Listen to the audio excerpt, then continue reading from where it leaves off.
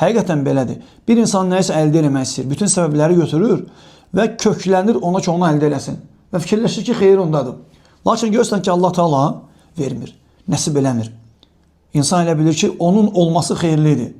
Həqiqətdə isə Allah nəyi təyin edirsə, odur xeyirli. Ona görə Peyğəmbər sallallahu əleyhi və səlləm deyir ki: "Və in asabaka şey'un fala taqul law anni fa'altu kaza və kaza lakana kaza və kaza." Peyğəmbər sallallahu əleyhi və səlləm deyir ki, başqa bir müsibət gəlsə, demə ki, kaş ki belə edərdim, belə olardı, belə olardı. Əksinə nəyinə? Qul ma şa'allahu, qul qadarullah ma şa'allahu fa'al. De ki, Allahın qədəridir, Allah istədiyini etdi. Razılaş Allahla. Vermədisə, verdiyini aldıqsa, orada da bir hikmət var. Allah Teala xəstəliyi göndərərsə hikmət var. Allah Teala sənin sağlamlığı əlindən alırsa, orada bir hikmət var. Görmə qabiliyyəti alırsa, orada bir hikmət var. Hər bir məsələdə Allah Teala'nın hikməti var. Sonra burada şeyh qeyd edir ki, وَأَمْرَضَكَ لِحِكْمَ.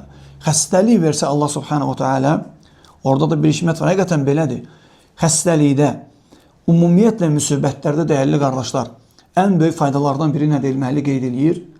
İnsan Allaha daha çox bağlanır.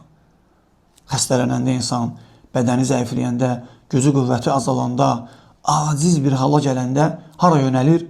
Zikirə, ibadətə, Allaha itaəti artırır. Allaha yaxın olmağın bütün səbəblərini götürür. Dili daim Allahı zikr edir.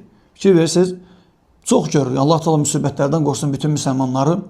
Hansısa bir insana bir müsibət üz verəndə çalışır, daim zikr eləyir. Zikri artırır. Yalvarır Allaha. Gecə-gündüz dua eləyir. Məscidə getməyə çoxaldır. Quran oxumağı artırır.